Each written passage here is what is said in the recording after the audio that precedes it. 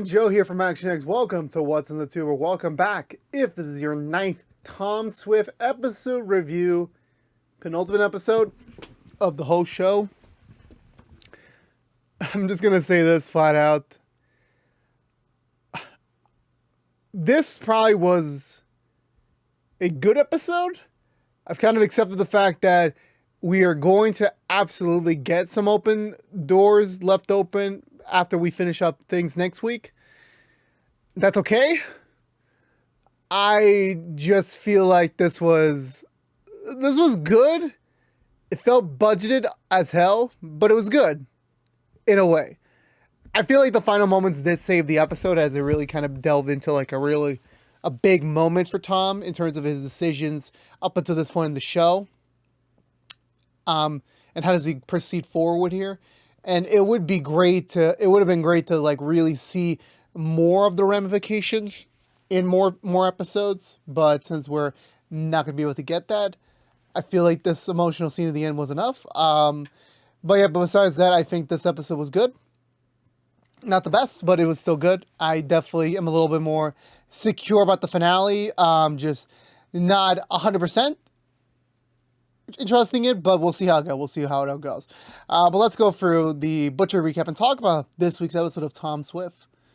So we begin randomly with the Swift squad just bringing in a bunch of random Swift employees who are also apparently rollback agents that they somehow captured off screen. They're using them as collateral as well as trying to get some sort of information on the rollback itself, on their leader and what the plans are. For them, they intercept that Susanna, the leader of the rollback, has the final 2 capsule pieces in her possession. So, so it should be easy, well known. Like, we need to get the information out of her because there's no electronic trace or any sort of information to try and find out through other means. So, literally, they have to go directly to the source to figure out what the heck is going on with that. And it becomes a little bit precarious since right now we are the day after last episode. So, Zazie and Isaac are not 100% on the same terms since Isaac is still heartbroken over Zazie choosing the congressman over him, as well as Zazie feeling a bit torn because she does have feelings for Isaac. It is understandable, but she chose the congressman first. They kissed, they had sex, they're technically in a relationship, so there's not really much she can do here. And I think she said honestly the best point where you were too late and I chose something else. Where, if someone you care about chose someone else, you kind of have no choice. You kind of have to accept that, she's gone. She's not an option for me anymore. No, she can't be with me because she already chose someone else. And it happens. It very much happens in the world, so I can relate to that. So the only way they can, as any sort of thing to get into Susanna's mind, because obviously she's not going to give up this information willingly, is to use this brand new invention called the Swift swipes. I've heard what it basically is like Meet the Robinsons mind reader device where you can actually get to figure out what the hell someone's thinking from the past and kind of figure it out from yourself. And that's kind of what Tom's doing in order to access that sort of information. He does a test run on Zazie, and he rarely figures out about what she did with the congressman. So it's kind of a bit, now he's aware of the awkwardness between her and Isaac. And also, by the way, the bodyguard's off this week. Tom's mom is still off this week. Leon's still out this week. And again, I understand that this is the day after, so they're probably still away on their trip. But it just feels weird. They're just really I know they're focusing in on this conflict, but it just seems like it would have been a little bit more progressive to kind of tackle on some of the other storylines while we're, not focusing on that. Well, at least with the main crew not really focusing on that this week. So they invite over Susanna, they invite over the congressman. They also invite over Swift's lover, partner, whatever you want to call him, because they don't have a title yet. And at first he's like, I don't know, I don't feel like you're really interested in me like that. We've just been hooking up and not really actually talking about a relationship, and Tom manages to guilt him out of it to get him to come, which actually does work. Isaac's running point on watching the bodyguards while Tom and Zazie attempt to do their magic to get Susanna alone to be able to access the Swift device on her. So that's kind of the plan. And also, I'm trying to think I'm thinking for a second, where's the B plot? And I forgot, there really is no B plot. It literally is the three kind of dealing with this mission on their own. So it is what it is. Also, time restriction limit is that we have 28 to 36 hours before the ability to send out a rescue drill very accurately from Earth is fast approaching. So they better hurry up and get this shit done right now. So time's ticking. They're having fun in the dining room. Obviously, Zazie and the congressman are a little bit more flirty since they're a couple now. So it's becoming quite obvious that, yeah, they're being a little bit more like that. And, you know, they're trying to find their way to ease into things, trying to get like onto the topic itself, which does eventually work. Eventually, they all split up. Zazie and the congressman have a moment where the congressman admits that he really does want to get out of the road back, and, you know, he feels like it's a little bit awkward between him and Zazie right now, since it is the day after, you know, all the emotions are gone, so it's kind of like they had time to think about it. Tom's guy is just wandering the house somewhere, kind of left on his own.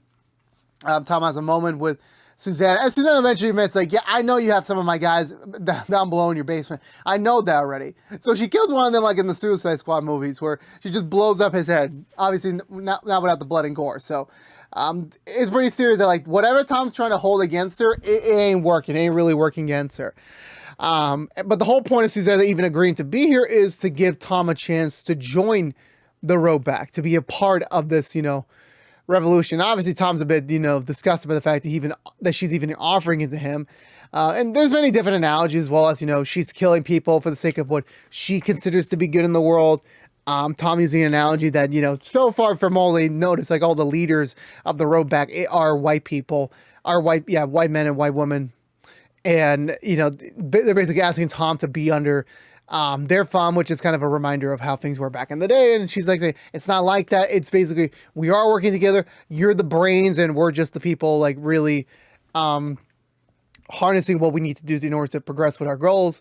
But obviously Tom doesn't think like that. He thinks like, yeah, something's completely wrong here, which obviously he does have a point over.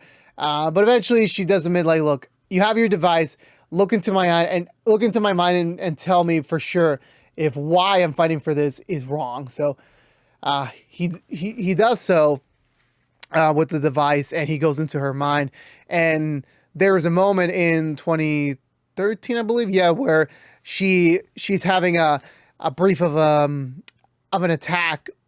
She's not able to breathe, and she admits that her parents gave her these gummies that were supposed to be super vitamins or something like that, and they backfired on her. And you know that it has all sorts of like secondary purposes, the actual use of the gummy, including making one's mind weak enough for someone else to come in and convert it to whatever they want.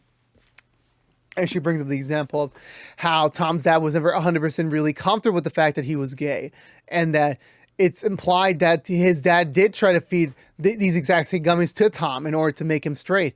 At first, Tom doesn't believe it, since, you know, he's like, yeah, okay, my dad's many things, but he would never, ever try to cross that line. At the same time, before she gets knocked out, he manages to get the information out of where the two last satellite pieces are. They're in Tribeca, so there it is. So as well as Tom's getting ready to go and kind of leave her behind, the congressman also reveals that he has access to, well, he got the data pad that Susanna has. And, well, at first they're not able to like really access it, since if anyone tries to access it, Susanna would know about it, and it would be a big betrayal to his cover and everything. Barclay manages to hack into it and try to like get in there. This once it's unlocked, the congressman attempts to delete some files off there, which turns out to be the night of when he killed the Swift doctor, in order as a insurance policy that, like, you know, he's still able to conform, able to like go with whatever the organization asks of him. And Zazie's a little bit betrayed at the moment, because, like, again, she is like, you know, flabbergasted. Like, you know, he said he wants to get out of the road back, that he loves her, or not loves her, that he cares about her, but at the same time he kills someone very close to the family. Like, how do you really excuse that? He admits that, like, yeah, they forced my hand. It was either I have to kill you or I have to kill him. And I care about you too much, so I had no choice. So I killed him. And Zazie's a bit torn here, because, like, yeah, it's sweet in a way that he was trying to defend her, but he still killed someone. Like, killing someone is kind of like crossing a line. So I'm not really surprised that she's a little bit torn over here. Eventually, Isaac manages to put him in kind of like witness protection program of sorts by one of his old army buddies. So they put him away while they try to figure out what the next move with the Roback is. But they still have access to the data pad now, so they'll have tons of evidence to use against the Roback to take them down in the long run. Zazie and Isaac have a moment about trust and how, you know, she has to only be with someone that she could truly trust. She admits that she truly trusts Isaac, but of course, obviously, 'tis not the moment for them to like kiss or like figure it out. And even for me, like, nah, brah, nah. She had sex with the guy first. Think about that. It's still fresh in herself. It's still fresh. So think about it like that. Think about it like that. Tom initially is on the move to try and get the Tribeca quickly, but he makes a pit stop to at first congratulate him and the dude for like his guy for getting through this. But however, it kind of breaks down quickly since the guy kind of like, you know, gets a little bit flabbergasted by the fact that, you know, we're boyfriends and you're not really treating me with the respect that I deserve. And Tom's like, whoa, we haven't had that conversation yet. Like, we're not anything. Like, yes, we hooked up, but we're not like a title or anything.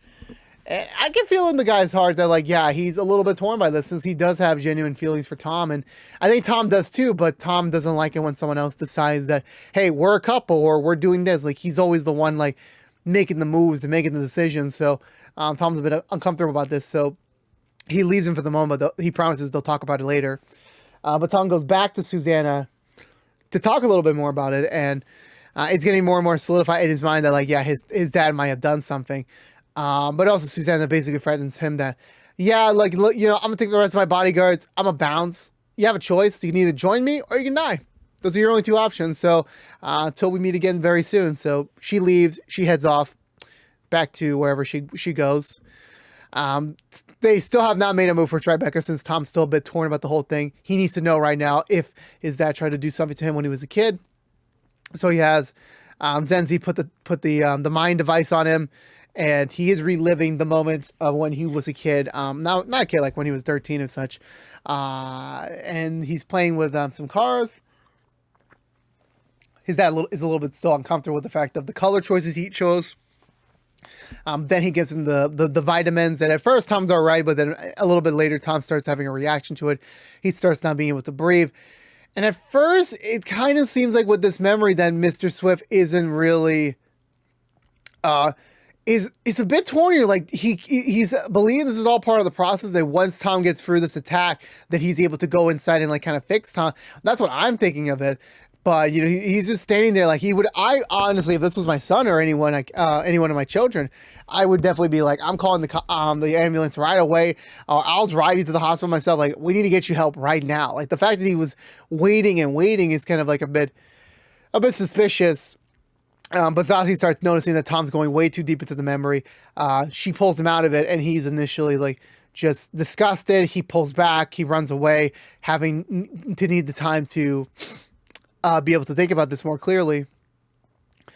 Then we move into, later where Tom is about to destroy the capsule pieces that he does have in his possession. Zazie stops him, trying to stop him from making a mistake, but Tom's like so betrayed right now. He's so torn because as much as he loves his dad tried to do this thing that would basically undermine and destroy whatever solo identity he had of him just because he didn't feel comfortable with it.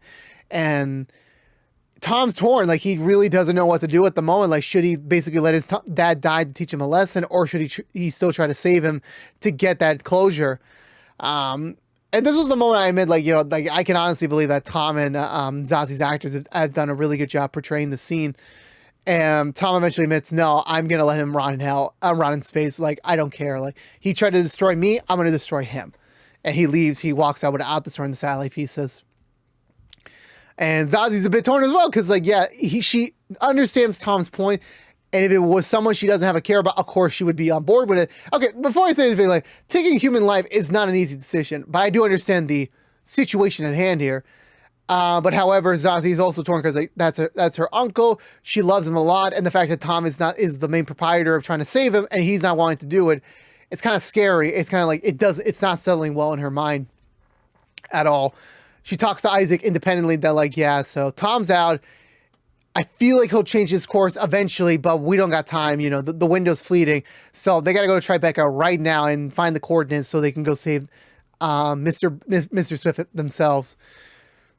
Tom off screen gives the Swift device to his not lover / not boyfriend / lover to deliver to Susanna, and so he delivers it. It turns out to be a little bit of a coy, allowing him to, like, you know, try and make do with, like, the fact that I will be Mr. Swift one day. I will be married to him, and she's like, "That's good. You're gonna be a great partner to him someday." But she has a device for another purpose, and, you know, time's running out. Both plans are reaching to an end.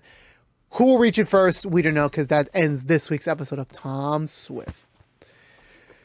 So for me, I thought this was a good episode. I thought it was. It was a bit budget constrained. We mainly spent our time at the manor, nothing really much else. It's fine, you know, when it comes to TV shows, you know, you kind of are going to have these moments.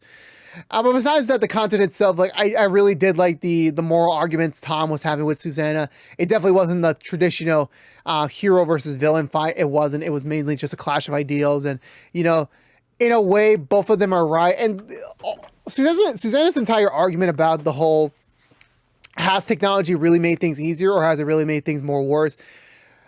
There's a case for both. I mean, a lot of lives are much more better, much more thriving. You know, careers were made based on technology. But I do understand, yeah, there was a negative side to it. There was definitely a big boost in, like, negative activity after technology was introduced to the wider world, which I do admit that I really do. It just, again, like, it's just the method. Like, I feel like if she had done a different way, a peaceful, successful method, I think I would be more along the side of her. But the fact that she is doing these cruel things, like murders, like assassinations, like, you know, self-destructions, like, it doesn't sell her as, like, you know, like an actual, like, person. Like, if anyone's crazy enough to follow her, go for it. But no sane person's ever going to do it.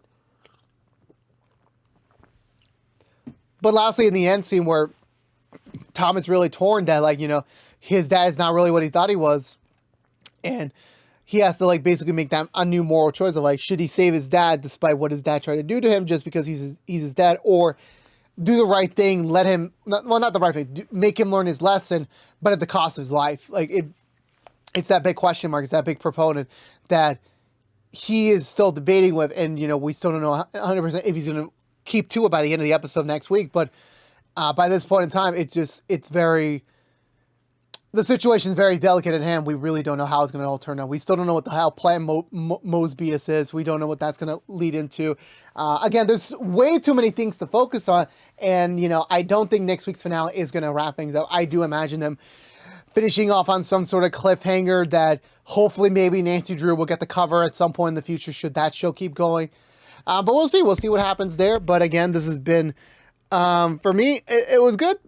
Better than the last couple of weeks. It's still not great, but, you know, we're on a better track. Hopefully we'll have a great finale, and we'll at least have somewhat of a decent end to the series. So, but we'll see how it goes next week. But for me, I'm going to give this up. So 1.5 thumbs up. I enjoyed it still. Not the best, but still enjoyable.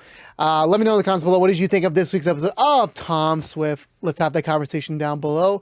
And I believe that's going to do it for me today, everyone. So if you're unaware, this has been What's the Two from ActionX, reviewing every episode of Tom Swift. If you want to know what we're doing normally, What's the Two besides our Tom Swift episode reviews.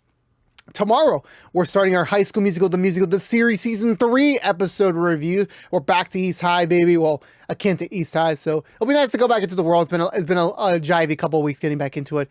So that starts up tomorrow. But if you don't care about Tom Swift, you're in luck. Next week, we'll have our series finale review. And then the week after that, we'll be doing a definitive series review. And that will be it, sadly, of the short-lived Tom Swift series / short-lived Drewniverse expansion. It sucks, but, you know, you got to play the cards as it is. You got to play it as it is. So it really does suck. But again, this has been What's the Two from ActionX. Please subscribe to us on youtube.com/ActionX videos. Ring that bell for notification when our next episode review is live. Please also like, favorite, share this review if you want to. And please also ring that bell for notification when our next episode review is live. And as well as, please, thank you so much for subscribing. Thank you so much for your support.